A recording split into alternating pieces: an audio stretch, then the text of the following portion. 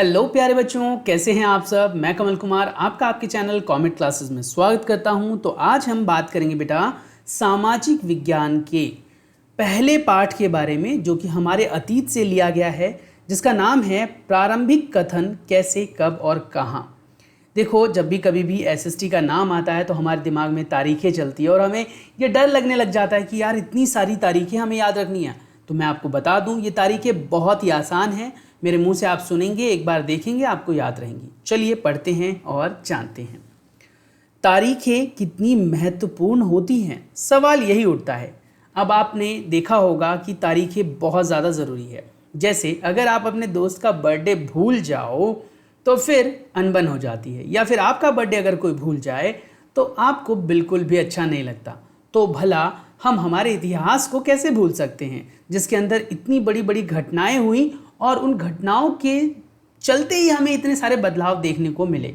तो इन बदलावों के पीछे वो घटनाएं बहुत ज़्यादा ज़रूरी थी।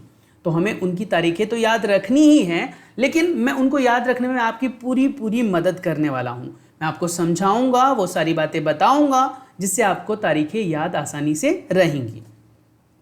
एक वक्त था जब इतिहासकार तारीखों के जादू में ही खोए रहते थे। कब किस राजा की ताजपोशी हुई, यानी किस राजा को ताज मिला, कब कौन सा युद्ध हुआ, इन्हीं तारीखों पर गर्मा गर्मी बहसें चलती थी। यानी कि ये बहुत महत्वपूर्ण बात इतिहास में आपने देखी होगी बेटा, कि हमें कहीं ना कहीं तारीखें याद रखनी होती है। आम समझ के हिसाब से इतिहास को तारीखों का पर्याय माना जाता है। बिल्कुल, आप भी यही समझते होंगे, अरे सर हिस्ट्री तो मुझे याद ही नहीं होती है, सर इतिहास तो मुझे याद ही नहीं होते हैं, क्योंकि इतिहास की घटनाएं तो मुझे याद रहती है, बस उसकी तारीखें भूल जाता हूँ।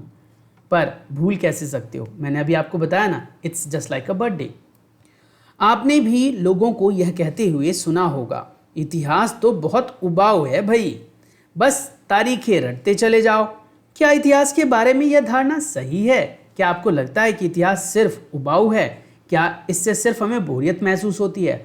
मैं आपको गारंटी देता हूं बेटा कि अगर आपने इतिहास के इस पाठ को पढ़ा, मैं सच में बोल रहा हूं कि आपको इतना अच्छा लगने वाला है कि इतिहास से आपको प्यार हो जाएगा। मुझे खुद भी एसएसटी बिल्कुल पसंद नहीं थी, लेकिन जब मैंने एसएसटी को पढ़ना शुरू किया, इतिहास को पढ़ना शुरू किया और इसमें खोने लगा ना, तो मुझे इंटरेस्ट आने लगा। बेटा आपको भी आने लगेगा। चलिए पढ़ते हैं।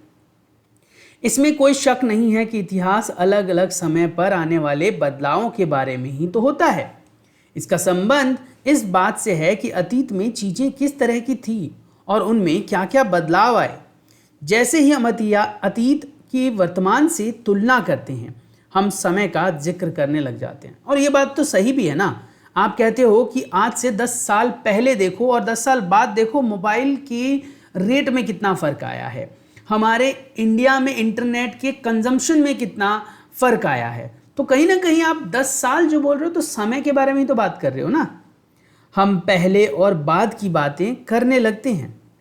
रोज़मर्रा यानी कि डे टू डे लाइफ जिसे कहते हैं बेटा, उसकी ज़िंदगी में हम अपने आसपास की चीज़ों पर हमेशा ऐतिहासिक सवाल नहीं उठाते। यानी कि अगर आप घर में खाना खा रहे हो, या मम्मी घर में खाना बना रही है, या फिर आप कोई मूवी देख रहे हो, या आप पढ़ाई कर रहे हो किसी अन्य सब्जेक्ट की, बेटा तो हम अपने डे टू डे लाइफ के अंदर ना इतिहास के बारे में इतनी बातें नहीं करते। हमें मतलब नहीं होता, या फिर आपकी मम्मा को मतलब नहीं है कि भैया मुगल साम्राज्य कब स्थापित हुआ, कौन कौन से उसके शासक थे, उनको मतलब नहीं है। लेकिन हमें उसके बारे में पता होना चाहिए। हम चीज़ों को स्वाभाविक मानकर चलते हैं, मानो जो कुछ हमें दिख रहा है वह हमेशा से ऐसा ही हो, जबकि ऐसा नहीं है। लेकिन हम सबके सामने कभी ना कभी अचंभे के क्षण आते हैं। कई बार हम उत्सुक हो जाते हैं और ऐसे सवाल पूछते हैं जो वाकई ऐतिहासिक होते हैं। किसी व्यक्ति को सड़क किनारे चाय के घूंट भरते देखकर आप इस बात पर हैरान हो सकते हैं कि चाय या कॉफ़ी पीने का चलन कब से शुरू हुआ, और शायद नहीं भी। आप देखो, अगर आप कहीं ना कहीं बौद्धिक स्तर का इस्तेमाल करते हो तो आप दिन भर में बहुत सारे अपने आप से या दूसरों से सवाल पूछ सकते हो। तो ये भी उनमें से एक सवाल है कि आखिर चाय की शुरुआत कब हुई, किसने की, और ये स्थापना जो हुई चाय पीने की भाई हमारे भारत के अंदर, इससे हमें फ़ायदा या नुकसान क्या हुआ।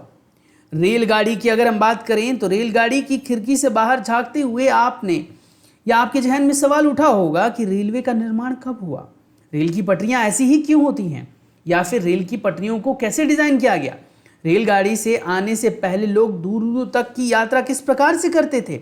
सुबह अखबार पढ़ते हुए आप यह जानने के लिए उत्सुक हो सकते हैं कि किस जमाने में अखबार नहीं छपते थे, या उस समय लोगों को चीज़ों की जानकारी कैसे मिलती थी। इस प्रकार के सवाल अगर आपके मस्तिष्क में आ रहा है बेटा, तो आप समझ जाइए कि आपको इतिहास में मज़ा आने वाला है। सच कह रहा हूँ, बहुत ज़्यादा मज़ा आने वाला है। देखो अब यहाँ पर क्या लिखा हुआ है, ध्यान से पढ़ेंगे, समझेंगे, और अगर आपको चीज़ें समझ में आ जाती है बेटा तो चैनल को सब्सक्राइब कर लेंगे। क्यों, सही बात है ना। तो चलो फिर यहाँ भी पढ़ लेते हैं।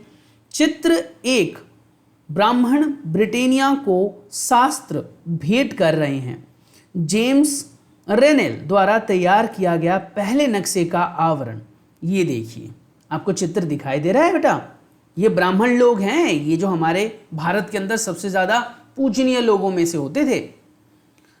और ये कब की बात है, 1782 की। रॉबर्ट क्लाइव ने रेनेल को हिंदुस्तान के नक्शे तैयार करने का काम सौंपा था। भारत पर अंग्रेजों की विजय के समर्थ रेनेल को वर्चस्व स्थापित करने की प्रक्रिया में नक्शे तैयार करना बहुत महत्वपूर्ण लगता था। इस तस्वीर में दिखाया गया है कि भारत के लोग स्वेच्छापूर्ण अपने प्राचीन पवित्र ग्रंथ ब्रिटिश सत्ता की प्रतीक ब्रिटेनिया को सौंप रहे हैं, मानो वे उसे भारतीय संस्कृति की रक्षा करने के लिए आने का आग्रह कर रहे हों। यानी कि कहीं ना कहीं ये ऐतिहासिक बातें हमारे जीवन में भी बहुत महत्वपूर्ण रोल प्ले करती है बेटा, जिससे हमें ये पता चलता है कि कौन सी घटना आखिर कब घटी थी। ये सारे ऐतिहासिक सवाल हमें समय के बारे में सोचने के लिए प्रेरित करते हैं। समय को हमेशा साल या महीने के पैमाने पर नहीं देखा जा सकता। कई बार ऐसी प्रतिक्रिया के लिए कोई तारीख ही तय करना वाकई गलत होता है। अब एग्जैक्ट बता पाना बहुत मुश्किल है, क्योंकि जब इतिहास की ये घटना घटी थी बेटा, तो उस टाइम ना आप थे और ना ही मैं था। तो इस तरीके से ये अंदाज़ा लगा पाना कि घटना कैसी हुई, किस तरीके से हुई, थोड़ा सा कठिन कार्य है, जो एक लंबे समय तक चलती रहती है। भारत में लोगों ने अचानक एक दिन सुबह सवेरे चाय पीना शुरू नहीं कर दिया था। बिल्कुल, ये बात बहुत ही ज़्यादा महत्वपूर्ण है। अब इस चीज़ को अगर आप समझो बेटा, तो कितना ज़्यादा ये रोमांच भरा नहीं है कि आपके दिमाग में सवाल उठ रहा है कि भाई क्या भारत ने पहले दिन ही चाय पीना शुरू कर दिया था? क्या अचानक से ऐसा कोई नोटिफिकेशन आया, कोई अचानक से ऐसी घटना घटी कि सबको भाई अनिवार्य कर दिया गया कि कल से तुम चाय पियोगे, नहीं तो तुम्हारा जीना दुश्वार? ऐसा तो नहीं हुआ था। धीरे धीरे इसका चलन आया होगा। अब इस तरीके से इसका अंदाज़ा लगा पाना कि चाय की शुरुआत कब हुई थोड़ा सा मुश्किल है। इसका स्वाद धीरे धीरे ही उनकी ज़बान पर चढ़ा था। इस तरह से प्रक्रिया के लिए कोई स्पष्ट तिथि नहीं हो सकती। इसी तरह हम ब्रिटिश शासन की स्थापना के लिए कोई एक तिथि नहीं बता सकते। राष्ट्रीय आंदोलन किस दिन शुरू हुआ, अर्थव्यवस्था या समाज में किस प्रकार के बदलाव आए, यह बताना भी संभव नहीं है। ये सारी चीज़ें एक लंबे समय से घटती आई है। बिल्कुल सही बात है। ऐसे ही हम सिर्फ एक अवधि की ही बात कर सकते हैं, एक लगभग सही अवधि के बारे में बता सकते हैं जब वे खास दिन बदलाव की शुरुआत हुई होगी या शुरू हुए होंगे, लेकिन एकदम सीधे तौर पर, निश्चित तौर पर बता पाना थोड़ा सा मुश्किल है। तो फिर लोगों को इतिहास को समझने के लिए तारीखों से जोड़कर क्यों देखते हैं? हम जुड़ाव की तरह या जुड़ाव की वजह से हैं। एक समय था जब युद्ध, बड़ी बड़ी घटनाओं के ब्यौरों को ही इतिहास माना जाता था। यह इतिहास राजा महाराजाओं और उनकी नीतियों के बारे में होता था। इतिहासकार यह लिखते थे कि कौन से साल राजा को ताज पहनाया गया, किस साल उनका विवाह हुआ, किस साल उनके घर में बच्चा पैदा हुआ, कौन से साल कौन सी लड़ाई लड़ी गई, कब वह मरा, उसके बाद कौन शासक आया, गद्दी पर बैठा। इस तरह की घटनाओं के लिए निश्चित तिथि बताई जा सकती है और इस तरह से इतिहास में तिथियों का महत्व बना रहता है। जैसा कि पिछले 2 साल की इतिहास की किताबों में आपने देखा है, अब इतिहासकार बहुत सारे दूसरे मुद्दों और दूसरे सवालों के बारे में भी लिखने लगे हैं। वे इस बात पर ध्यान देते हैं कि लोग किस तरह अपनी रोजी रोटी चलाते थे।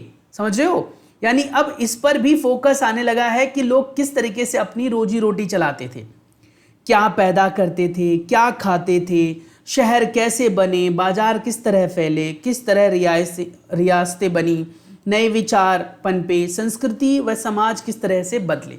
यानी अब आप ये चीज़ अंदाज़ा लगा सकते हो बेटा कि इतिहासकार सिर्फ और सिर्फ अवधि के पीछे अब नहीं पड़े हैं। अब वो जानना चाह रहे हैं बेटा कि किस तरीके से हमारे दिनचर्या में बदलाव हुआ, किस तरीके से हमने चीज़ों को सीखा, समझा। यहाँ पर अगर आप गौर से देखिए बेटा तो लिप्टन टी के बारे में बताया गया है ना। लिप्टन टी, कॉफ़ी, प्रोविज़न के बारे में बताया गया है। अब इसमें भी डेट के बारे में, तारीख के बारे में यहाँ जिक्र है, पर चित्र में ऐसा कुछ साफ दिखाई नहीं पड़ रहा। पर हाँ, अंदाज़ा लगा सकते हैं कि इसकी शुरुआत कभी तो हुई होगी, है ना, और कब हुई होगी इसके बारे में कोई जिक्र एग्जैक्ट बता पाना थोड़ा सा मुश्किल है। पर हाँ, अगर आप इसको पढ़ें तो यहाँ साफ लिखा हुआ है, पुराने विज्ञापन मतलब एडवर्टीजमेंट बेटा, पुराने विज्ञापनों से हमें यह समझने में मदद मिलती है कि नए उत्पाद के लिए बाजार किस तरह तैयार हुए और किस तरह नई रुचियां चलन में आई। 1922 में लिप्टन चाय के लिए तैयार किया गया यह विज्ञापन इस बात की ओर संकेत करता है कि दुनिया भर में शाही लोग यही चाय पीते हैं। इस तस्वीर के पीछे की तरफ एक भारतीय महल दिखाई दे रहा है, जबकि अगले हिस्से में ब्रिटेन की रानी है। यहाँ आप देख सकते हो बेटा, पीछे महल है और अगली तरफ क्या होगी, ब्रिटेन की रानी होगी, जिनका नाम क्या था बेटा, रानी विक्टोरिया। का तस्वीर जो है बेटा, राजकुमार आर्थव घोड़े पर बैठा हुआ है और राजकुमार आर्थव को ड्यूक ऑफ कनॉट की पदवी भी दी गई थी। समझ में आ रहा है? अब कहीं ना कहीं अगर हम समझे तो सिर्फ इसने मतलब इस मुद्दे पर अब हम नहीं अड़े हुए हैं कि भाई अब हम क्या करें, हमारे पास तो यही सारी चीज़ें हैं जिनके बारे में हम डिटेल में पढ़ने वाले हैं ना। भाई ना, बहुत सिंपल सी चीज़ें हम डिस्कस करने वाले हैं कि हमें ये जानना है कि बदलाव कैसे हुए, मतलब कौन कौन सी तारीखें थी, थोड़ा बहुत जानना ज़रूरी है, लेकिन इसके पीछे पड़े रहना गलत होगा। अब हम बात करेंगे कौन सी तारीखें। कुछ तारीखों को महत्वपूर्ण मानने का पैमाना क्या होता है? हम जो तारीखें चुनते हैं, जिन तारीखों के इर्द गिर्द वह अतीत की कहानी सुनते हैं या बुनते हैं, वे अपने आप महत्वपूर्ण नहीं होती। वे इसलिए महत्वपूर्ण हो जाती है क्योंकि हम कुछ खास घटनाओं को महत्वपूर्ण मानकर चलते हैं, जिनसे कहीं ना कहीं बदलाव हुए हों, जिनसे सकारात्मक या नकारात्मक कोई भी बदलाव हुए हों। तो इससे क्या पता चलता है कि तारीखें जरूरी हैं, पर सिर्फ तारीखों के पीछे पड़े रहना गलत होगा। अगर अध्ययन का विषय बदला जाता, अगर हम नए मुद्दों पर ध्यान देने लगते, तो महत्वपूर्ण तारीखें बदल जाती है। एक उदाहरण पर विचार कीजिए। भारत में ब्रिटिश इतिहासकारों ने जो इतिहास लिखे, उनमें हर एक गवर्नर जनरल शासक महत्वपूर्ण है। मतलब समझ रहे हो? यानी जितने भी हैं बेटा वो सब महत्वपूर्ण है, क्योंकि कहीं ना कहीं उनकी वजह से बदलाव हुए होंगे। ये इतिहास प्रथम गवर्नर जनरल वॉरेन हेस्टिंग्स के शासन से शुरू होते थे। वॉरेन हेस्टिंग्स के शासन से, ध्यान से सुनना बेटा, नाम याद रखना। इसकी शुरुआत क्या हुई है, देखो, इतिहास प्रथम गवर्नर जनरल वॉरेन हेस्टिंग्स के शासक से शुरू हुए। यानी यहां से ये प्रश्न बन सकता है, आपसे ये प्रश्न पूछा जा सकता है। और आखिरी जो है वो वायसराय लॉर्ड माउंटबेटन के साथ खत्म होते थे। यानी लास्ट में कौन है, वायसराय लॉर्ड माउंटबेटन के साथ। अलग अलग अध्यायों में हम दूसरे गवर्नर जनरल जैसे हेस्टिंग्स, वेलेंसली और बेटिंग या फिर डलहौजी, इन सब के बारे में आगे जाते हुए हम चर्चा करेंगे बेटा।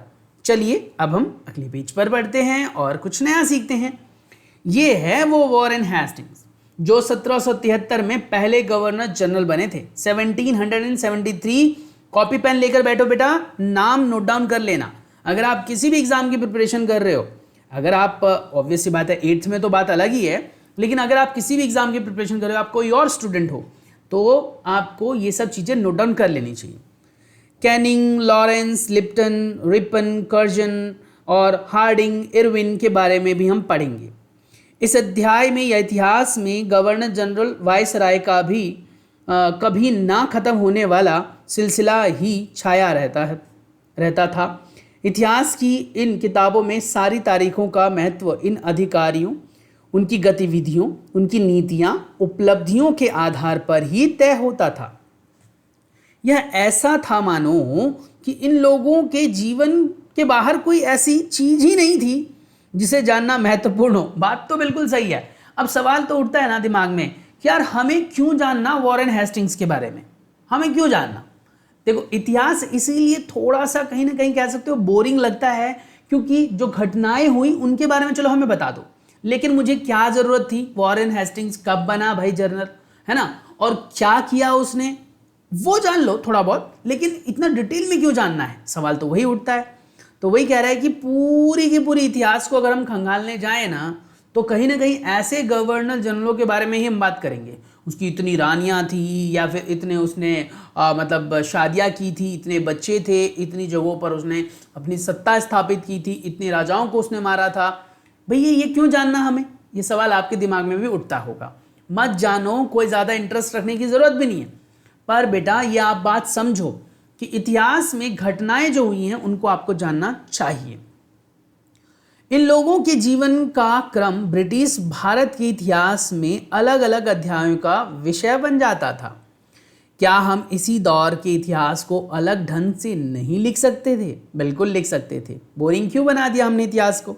गवर्नर जनरल के इस इतिहास के चौखटे में हम भारतीय समाज के विभिन्न समूहों, वर्गों, गतिविधियों पर किस तरह ध्यान दे सकते हैं। तो चलिए जानते हैं किस तरीके से ध्यान दे सकते हैं। जब हम इतिहास या कोई कहानी लिखते हैं तो उसे टुकड़ों या अध्यायों में बांट देते हैं। हम ऐसा क्यों करते हैं? ऐसा इसलिए किया जाता है, यहाँ पर बेटा अपने आप में ये प्रश्न भी पूछ रहा है और आपको उत्तर भी दे रहा है कि आखिर ऐसा क्यों करते हैं। तो कह रहा है ऐसा इसलिए किया जाता है जिससे कि हम हर अध्याय में कुछ सामंजस्य बनाकर रख सकें, कुछ आपस में जोड़ बनाकर रख सकें। हमें ये पता हो कि इस घटना का जो मुख्य कारण था वो घटना थी, है ना। इसका मकसद कहानी को इस तरह सामने लाना होता है कि उसे आसानी से समझा जा सके और याद रखा जा सके। इस प्रक्रिया में हम सिर्फ उन घटनाओं पर जोर देते हैं जो उस कहानी को पेश करने में मदद करती हो या मददगार होती हो। जो इतिहास गवर्नर जनरल के जीवन के इर्द गिर्द चलता है उसमें भारतीयों की गतिविधियां कोई मायने नहीं रखती। बिल्कुल सही बात है बेटा।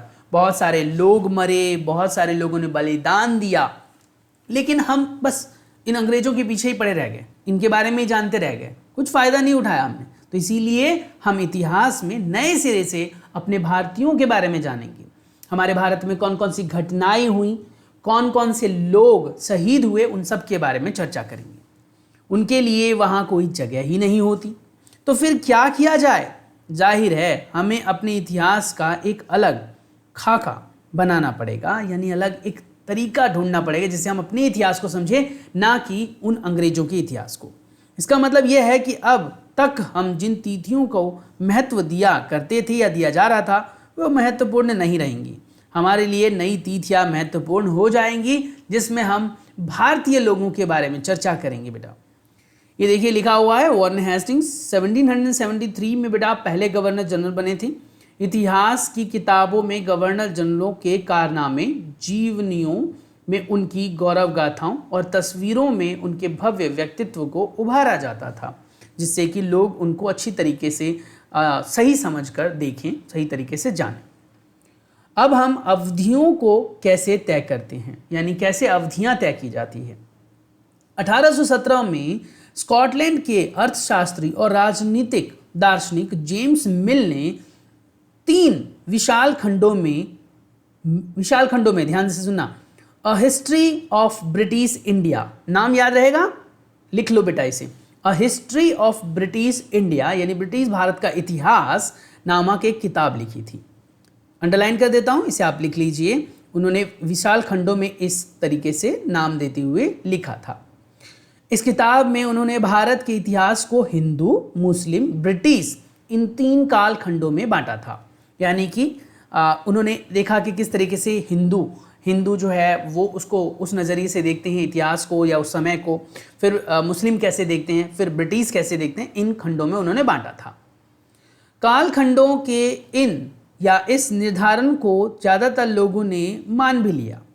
क्या आपको भारतीय इतिहास को समझने में इन तारीखों में कोई समस्या दिखाई देती है? क्या बताओ, दिखाई देती है? बताओ, अपने अपने पर्सपेक्टिव है बेटा।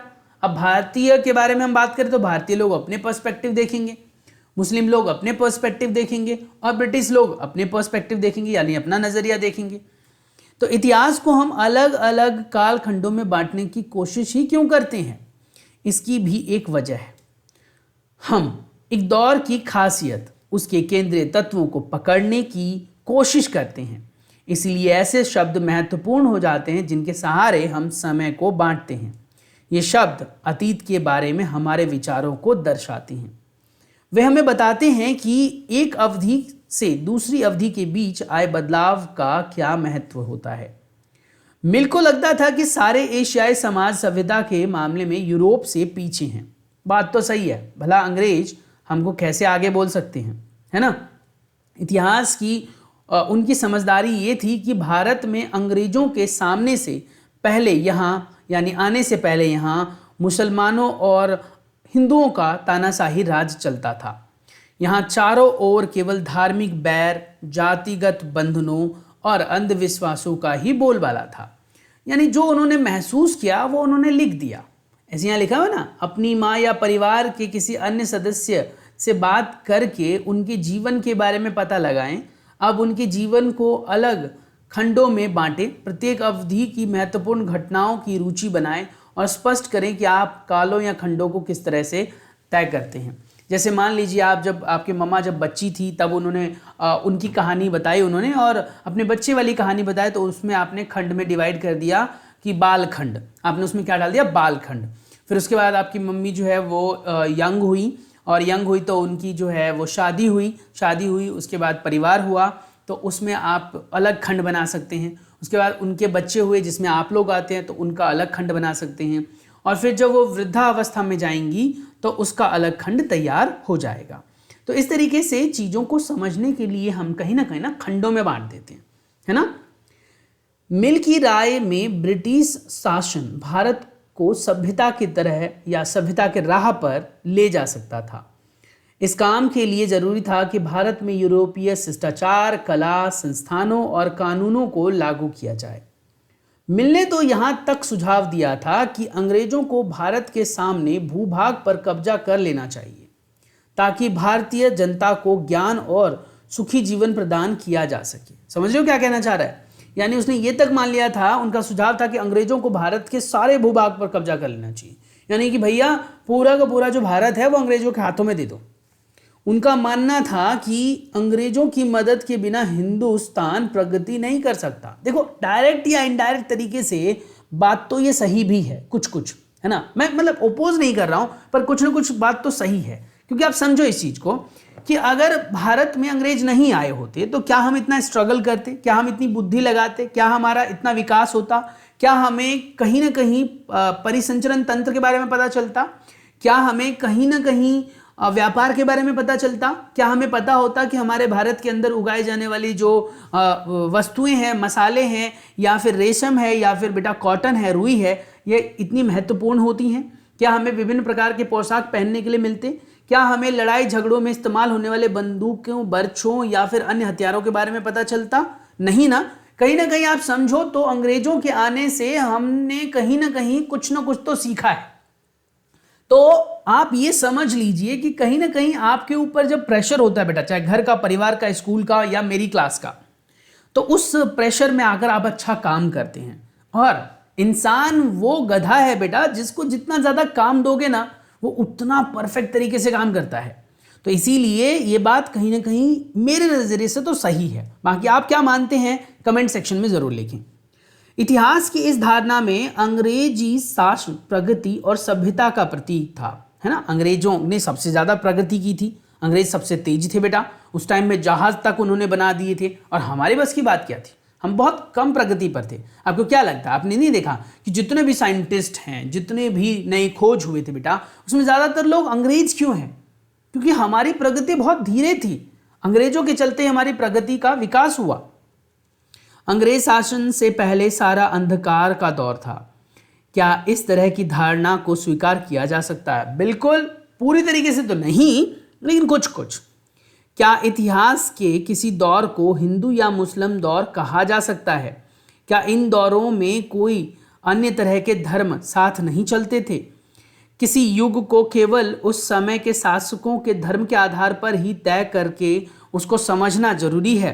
अगर हम ऐसा करते हैं तो इसका क्या मतलब है? क्या यह कहना चाहते हैं कि औरों के जीवन और तौर तरीकों का कोई महत्व नहीं था? यानी अगर मान लीजिए हम कहते हैं कि हिंदू, मुस्लिम, सिख, ईसाई हम सब हैं भाई भाई, तो भैया ये धर्म तो पहले से ही हैं, कोई नए पैदा तो नहीं हुए ना, अभी उस टाइम भी थे। तो फिर ये हिंदू और मुस्लिम के चक्कर में ही यहाँ पर क्यों फंसे हुए हैं? क्या कोई और धर्म के लोग नहीं थे? क्या उनका विकास नहीं हो रहा था? हमें याद रखना चाहिए कि प्राचीन भारत के सारे शासक का भी एक धर्म नहीं होता था। कुछ मुस्लिम, कुछ हिंदू थे, कुछ अन्य जाति धर्म के लोग थे। अंग्रेजों द्वारा सुझाए गए वर्गीकरण से अलग हटकर इतिहासकार भारतीय इतिहास को आमतौर पर प्राचीन, मध्यकालीन तथा आधुनिक काल में बांटते हैं। अब इस विभाजन की भी अपनी समस्या है, बात तो सही है।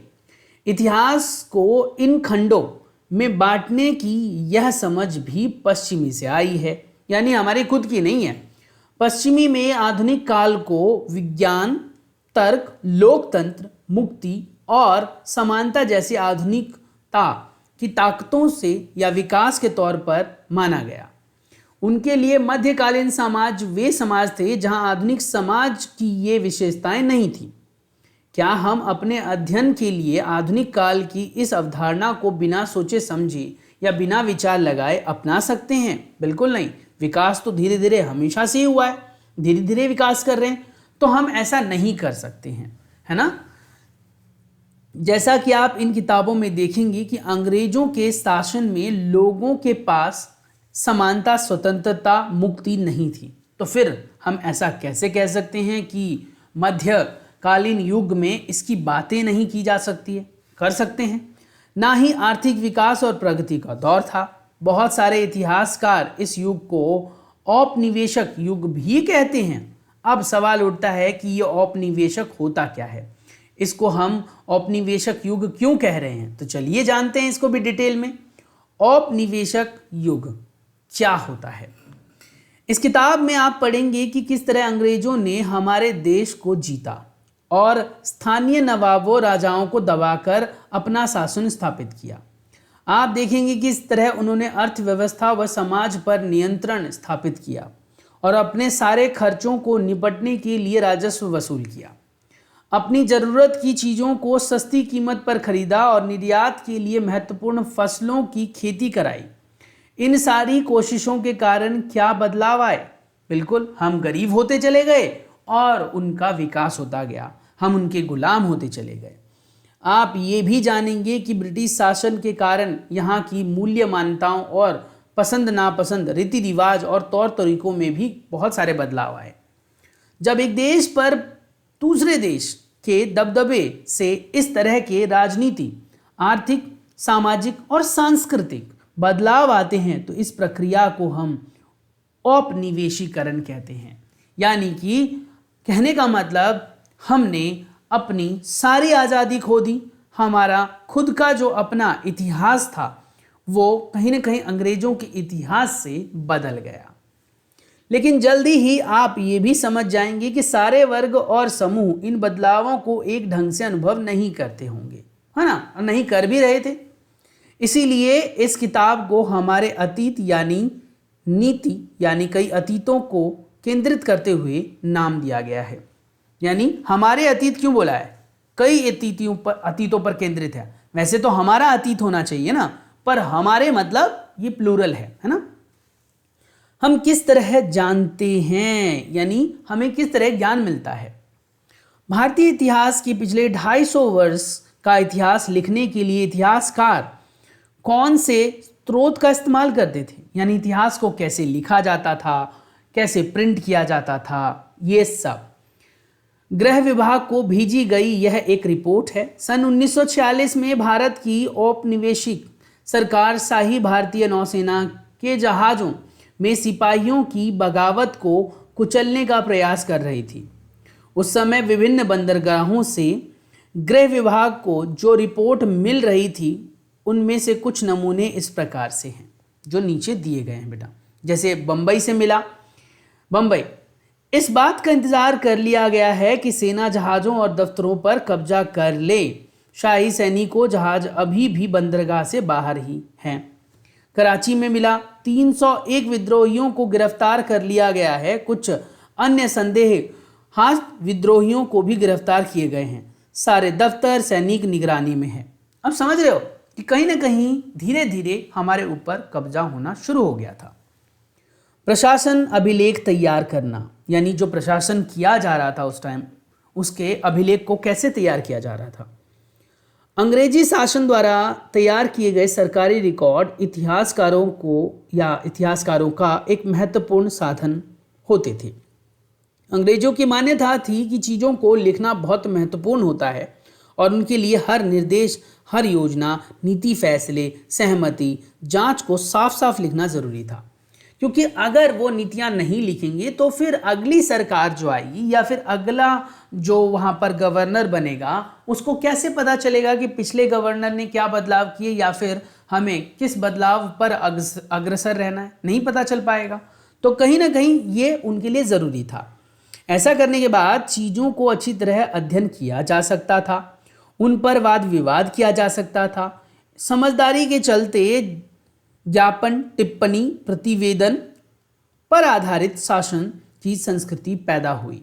यानी कहीं ना कहीं लोगों ने डिबेट करना शुरू किया, अच्छी और बुरी चीज़ें, उन्होंने अपने विकास को देखना शुरू किया और हमारे भारतीय पर भी इसका सकारात्मक प्रभाव तो पड़ा। अंग्रेजों को यह भी लगता था, ध्यान से देखिए, अंग्रेजों को यह भी लगता था कि तमाम अहम दस्तावेज और पत्रों को संभाल कर रखना जरूरी है। लिहाजा उन्होंने अपने शासनीय संस्थान में अभिलेख कक्ष भी बनवा दिए थे, यानी जहाँ पर लिखी हुई चीज़ें संग्रहित होती थी। तहसील के दफ्तर, कलेक्टर, कमिश्नर के दफ्तर, प्रांतीय सचिवालय, कचहरी, सबके अपने रिकॉर्ड रूम थे। महत्वपूर्ण दस्तावेज को बचाकर रखने के लिए अभिलेखागार यानी कि आर्काइव और संग्रहालय जैसे संस्थान भी तैयार किए गए। 19वीं सदी की शुरुआत में प्रशासन की एक शाखा से दूसरी शाखा के पास भेजे गए पत्र और ज्ञापनों को आप आज भी अभिलेखागारों में देख सकते हैं और कहीं ना कहीं ये देखने चाहिए आपको, जिससे कि हमें इतिहास के बारे में बेटा पता चलता है। वहाँ आप जिला अधिकारियों द्वारा तैयार किए गए नोट्स, रिपोर्ट्स पढ़ सकते हैं। ऊपर बैठे अफसरों द्वारा प्रतिपादित या प्रांतीय अधिकारियों को भेजे किए गए निर्देश और सुझाव भी देख सकते हैं। 19वीं सदी के शुरुआती सालों में नई जो दस्तावेज थे उनको सावधानीपूर्वक नकलें बनाई गई थी उनकी, वो भी देख सकते हैं। ये विशाखापट्टनम में बेटा जो हुआ था उसके बारे में है, आप ये खुद भी पढ़ सकते हैं, पढ़कर आप इससे अंदाज़ा लगा सकते हैं बेटा, ठीक है। चलिए आगे लिखा हुआ है, भारतीय राष्ट्रीय अभिलेखागार 1920 के दशक में बनाया गया था। जब नई दिल्ली का निर्माण हुआ तो राष्ट्रीय संग्रहालय, राष्ट्रीय अभिलेखागार दोनों ही वायसराय के निवास के नज़दीक बनाए गए थे। इससे पता चलता है कि अंग्रेजों की सोच में इन संस्थानों का कितना भारी महत्व था कि भैया कहीं हमारे दस्तावेज चोरी हुए तो फिर तो हिंदू लोगों को भी हमारे बारे में पता चल जाएगा ना। तो इसीलिए वो अपने दस्तावेजों को बड़ा ही संभाल कर लिखते थे। समझ में आ रहा है। अब सवाल उठता है कि लिखते कैसे थे, कहाँ लिखा जाता था, तो चलिए वो भी पढ़ते हैं। उन्हें खुशनवीसी के माहिर लिखते थे, ठीक है। क्या खुशनवीसी के माहिर लिखते थे। खुशनवीसी यानी कि सुलेख नवीस जैसे लोग होते हैं, यानी कि जो राइटर्स कह सकते हो आप बेटा, जो बहुत सुंदर ढंग से चीज़ें लिखते थे, वो लिखते थे। 19वीं सदी के मध्य तक छपाई तकनीकी भी फैलने लगी और इस तकनीकी के सहारे प्रत्येक सरकारी विभाग की कार्रवाई के दस्तावेज कई प्रतियां बना ली गई थी। उसके बाद आता है सर्वेक्षण का बढ़ता महत्व। सर्वेक्षण का बढ़ता महत्व, क्या जरूरत थी सर्वेक्षण की, चलिए पढ़ते हैं। औपनिवेशिक शासक के दौरान सर्वेक्षण का चलन भी बहुत महत्वपूर्ण हो गया था। अंग्रेजी शासन का विश्वास था कि किसी देश पर अच्छी तरह शासन चलाने के लिए उसको सही ढंग से जानना और समझना जरूरी है। इसीलिए उन्होंने सर्वेक्षण करना शुरू किया, लोगों को भेजा, वहाँ के आसपास की मिट्टी, लोगों, नदी नालों, पहाड़ों, इनके बारे में जानकारी एकत्रित करनी उन्होंने शुरू की। 19वीं सदी की शुरुआत तक पूरे देश का नक्शा तैयार करने के लिए बड़े बड़े सर्वेक्षण किए जाने लगे। गांव में राजस्व सर्वेक्षण किया गया। इन सर्वेक्षणों में धरती की सतह, मिट्टी की गुणवत्ता, वहाँ मिलने वाले पेड़ पौधे और जीव जंतुओं, स्थानीय इतिहास व फसलों का पता लगाया जाता था। अंग्रेजों की राय में किसी इलाके पर शासन चलाने के लिए उनके बारे में जानकारी हासिल करना बहुत ज़रूरी था। बात तो सही है, कहीं ना कहीं उन्होंने अपनी बुद्धि का इस्तेमाल तो किया, मानो या ना मानो, उन्होंने अगर हमारे ऊपर शासन किया है ना बेटा, तो कहीं ना कहीं अपनी बुद्धि और विवेक से ही किया है। हाँ, वो बात अलग है कि उस टाइम हमारे पास इतनी बुद्धि नहीं थी। हाँ, धीरे धीरे हमने सीखा और चीज़ें बदली और तब हमें कहीं ना कहीं आज़ादी मिली। 19वीं सदी के आखिर में हर 10 साल में जनगणना की भी जाने लगी, यानी कि जनगणना की भी विधि आई, लोगों के बारे में जानने लगे। 19वीं सदी की बात चल रही है, ये समझ में आ रहा है। जनगणना के जरिए भारत के सभी प्रांतों में रहने वाले लोगों की संख्या, उनकी जाति, इलाके, व्यवसाय के बारे में जानकारी एकत्रित की जाती थी। इसके अलावा वनस्पति का सर्वेक्षण, प्राणी वैज्ञानिक सर्वेक्षण, पुरातात्विक सर्वेक्षण, मानव शास्त्रीय सर्वेक्षण व वन सर्वेक्षण भी कराए गए और कई और सर्वेक्षण भी कराए गए, जिससे हमें नई चीज़ों के बारे में पता चला। चित्र 5 शरीफे का चित्र है। ये 1770 के दशक में बनाया गया है, देखो आप, है ना। अंग्रेजों द्वारा बनाए गए वनस्पतिक उद्यान और प्राकृतिक इतिहास के संग्रहालय में विभिन्न पौधों के नमूने और उनसे संबंधित जानकारी इकट्ठा की जाती थी।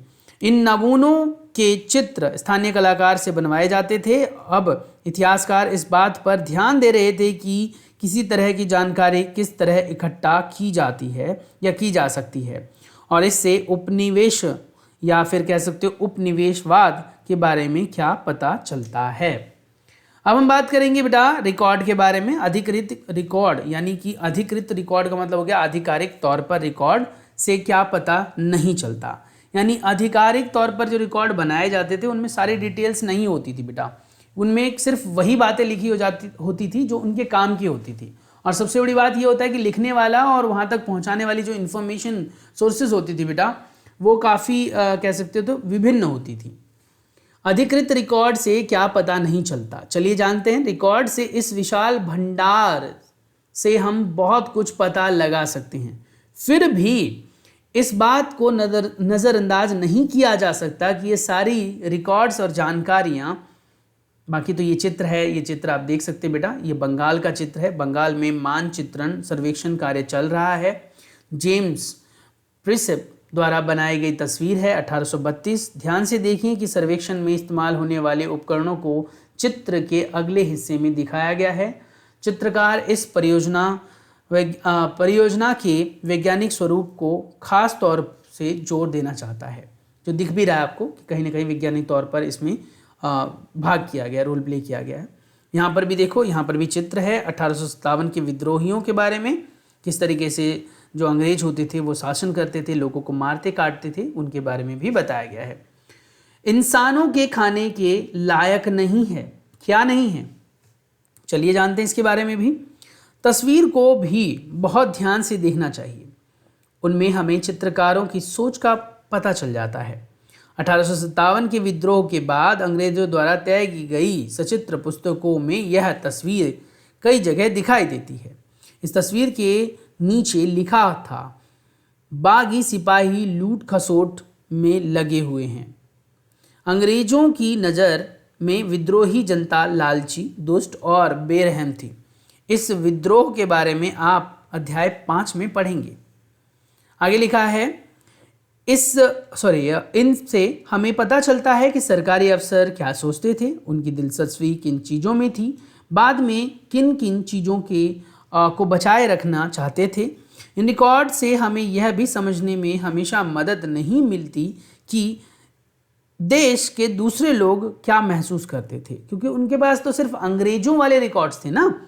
अंग्रेजों वाले रिकॉर्ड से तो बेटा अंग्रेजों के बारे में ही पता चलेगा, बाकी लोग क्या सोचते हैं वो कैसे पता चलेगा, और उनकी कार्यवाही की वजह क्या थी। इन बातों के जानने के लिए हमें कहीं और देखना होगा। जब हम ऐसे दूसरे स्रोतों की तलाश में निकलते हैं तो उनकी भी कोई कमी नहीं है, लेकिन सरकारी रिकॉर्ड के मुकाबले उन्हें ढूंढना ज़रा मुश्किल साबित होता है, क्योंकि सरकारी रिकॉर्ड तो एक जगह इकट्ठे हैं, जाओ देख लो, पर इनको ढूंढना थोड़ा मुश्किल है। इस लिहाज से लोगों की डायरियाँ, तीर्थ यात्राओं और यात्रियों के संस्मरण, महत्वपूर्ण लोगों की आत्मकथाएं, स्थानीय बाजारों में बिकने वाली लोकप्रिय पुस्तकें और पुस्तकाएं जो भी हैं महत्वपूर्ण हो जाती हैं। जैसे जैसे छपाई की तकनीक फैली, अखबार छपने लगे और विभिन्न मुद्दों पर लोगों की जनता आपकी कह सकते हो बहस होने लगी, और नेताओं और सुधारकों ने अपने विचारों को फैलाने के लिए भी लिखा। कवियों और उपन्यासों ने या उपन्यासकारों ने अपनी भावनाओं को व्यक्त करने के लिए भी लिखा। लेकिन ये सारे स्रोत उन लोगों के रचे हैं जो पढ़ना लिखना जानते थे। अब फिर वही सवाल उठता है कि हमें इतनी सारी जानकारी मिली, लेकिन अभी भी ये क्या पूरा पहलू है? नहीं, ये तो वो स्रोत की बात कर रहे हैं ना जिनको लिखना पढ़ना आता था। व्हाट इफ जिन लोगों को लिखना पढ़ना नहीं आता, तो वो क्या करेंगे? तो उनके बारे में कैसे पता चलेगा? हम ये पता नहीं लगा सकते कि आदिवासी किसान या खदानों में काम करने वाले मजदूर या सड़कों पर जिंदगी गुजारने वाला गरीब किस तरह से अनुभव कर रहा था या किस अनुभव से गुजर रहे थे। अगर हम थोड़ी और कोशिश करें तो हम इस बारे में भी जान सकते हैं। जैसे आप इस किताब में आगे पढ़ेंगे कि आपको यह बात समझ में आने लगेगी। बाकी ये गतिविधियां हैं बेटा, यहाँ पर कुछ बातें दी गई हैं, शेयर की गई हैं। अखबारों से देश के विभिन्न विभागों में चल रहे आंदोलनों का पता चलता है। यहाँ 1946 में हुई पुलिस की एक हड़ताल की खबर दी गई है। दिल्ली में 2000 से ज़्यादा पुलिस वालों ने बृहस्पतिवार सवेरे अपने कम वेतन और पुलिस लाइसेंस बावर्ची खाने से आने वाले घटिया भोजन के खिलाफ खाना खाने से इनकार कर दिया, जिससे हुआ क्या, आंदोलन हुआ। जैसे ही ये खबर दूसरे पुलिस थानों तक पहुंची, वहां भी पुलिस वालों ने खाने से इनकार कर दिया, और एक हड़ताली का कहना था कि पुलिस लाइसेंस की रसोई से हमारे लिए जो खाना आता है वह कोई इंसान खा ही नहीं सकता। हमें जो चपाती और दाल खानी पड़ती है उसे जानवर तक नहीं खा सकते। ये हिंदुस्तान टाइम्स 22 मार्च 1946 का है। अब आप कहोगे भैया हिंदुस्तान टाइम्स, अब समझो ये अखबार कितना पुराना है। जिसको आज आप देख रहे हो हिंदुस्तान टाइम्स को, वो बेटा 1-2 साल में ऐसे अखबार नहीं बनी है, उसको काफ़ी लंबा स्ट्रगल करना पड़ा है। समझ में आ गया? बाकी ये गतिविधि है, ये आप कर सकते हैं। ये फिर से याद करें हैं क्या बातें हमने सीखी और जानी, और विचार करते हैं। चलिए आइए कल्पना करते हैं। आइए कल्पना करें। कल्पना कीजिए कि आप इतिहासकार हैं। मान लीजिए, मानने में क्या जाता है, आप यह पता लगाना चाहते हैं कि आज़ादी मिलने के बाद एक दुर्गम आदिवासी इलाके की खेती में क्या बदलाव आए। इन जानकारियों को ढूंढने के विभिन्न तरीकों की सूची बनाइए। यानी आप ढूंढिए कि किस तरीके से आप ये जानकारी ले सकते हैं। फिर से याद करें, सही गलत ज़रूर बताएं। इसके कमेंट आप बेटा ऑप्शंस जो हैं वो कमेंट सेक्शन में दे सकते हैं। बताइए क का उत्तर क्या होगा। जेम्स मिल ने भारतीय इतिहास को हिंदू, मुस्लिम और ईसाई 3 कालों में बांटा था, जबकि नहीं, यहाँ पर हमने पढ़ा था इन्होंने हिंदू में कहा था, है ना, हिंदू था, मुस्लिम था, लेकिन यहाँ पर बेटा ब्रिटिश था, ईसाई नहीं था, है ना। तो अपने आप में ये एक गलत है स्टेटमेंट। सरकारी दस्तावेजों से हमें यह समझने में मदद मिलती है कि आम लोग क्या सोचते हैं। नहीं, बिल्कुल नहीं। सरकारी दस्तावेज से हमें ये पता ही नहीं चलता। सरकारी दस्तावेज से सिर्फ हमें यही पता चलता है कि सरकार क्या सोचती है।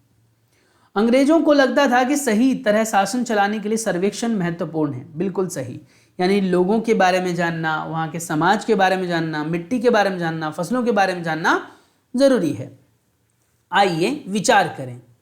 जेम्स मिल ने भारतीय इतिहास को जिस तरह कालखंडों में बांटा, उनमें क्या समस्याएं हैं, या आप इसका उत्तर देंगे। वैसे मैं आपको नेक्स्ट वीडियो में बताऊंगा बेटा।